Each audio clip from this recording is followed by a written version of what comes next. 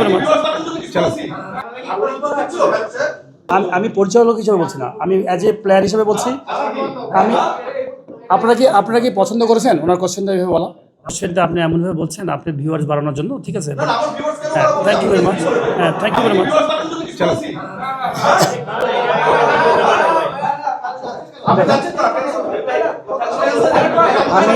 আমি আপনার অনেস্টলি বলি, আমি পার্সোনালি নট পরিচালক হিসেবে আপনার কোশ্চেন করাটা আমার পছন্দ হয় না বলে আমি চলে যাচ্ছি। আমি পরিচালক হিসেবে বলছি না, আমি অ্যাজ এ প্লেয়ার হিসেবে বলছি। আমি আপনারা কি পছন্দ করেছেন ওনার কোশ্চেনটা এভাবে বলা? আপনারা যদি না না আপনারা যদি অনেস্ট থাকেন, না না সেটা তো আমাদের,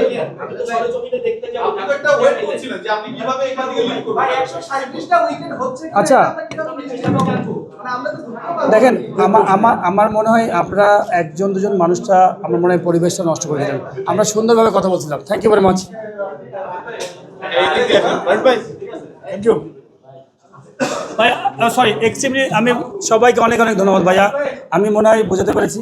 আমরা আলহামদুলিল্লাহ সবাই মিলে সুন্দর করে কাজ করব। সবাইকে অনেক ধন্যবাদ শুনবার জন্য। Thank you very much. দেখেন, আমি কিন্তু চলে যাচ্ছি না, আমি আপনার সাথে কথা বলছি। আমি যেমন জেন্টালভাবে বলছি, আপনাকে সেভাবে বললে আমি মনে খুব খুশি হতাম এবং আপনাকে সুন্দরভাবে আনসার দিতাম। আপনার বোর্ডের আমাদের প্রতি যে আচরণটা ছিল সেটা কি জেন্টাল ছিল ভাই? দেখেন, আমি কিন্তু আজকে প্রেজেন্টেশন দিতেছি গ্রাউন্ডস রিলেটেড। হ্যাঁ, সেই কারণেই তো আপনি আমাকে দেখেছেন, তাই না? আমরা তো আজকে আমরা বাইরে থাকতাম, সেই প্রশ্নই তো করছি। আমি কিন্তু সেই কারণে বাইরে থাকতাম না, বুঝি না আমি কথা। দেখেন, এত সুন্দর সবাই মিলে একটা ফ্যামিলির মতো কথা বলছে।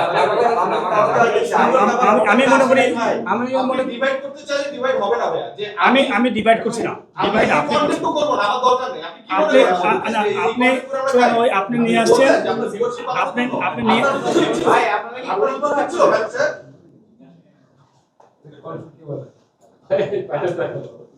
Thank you.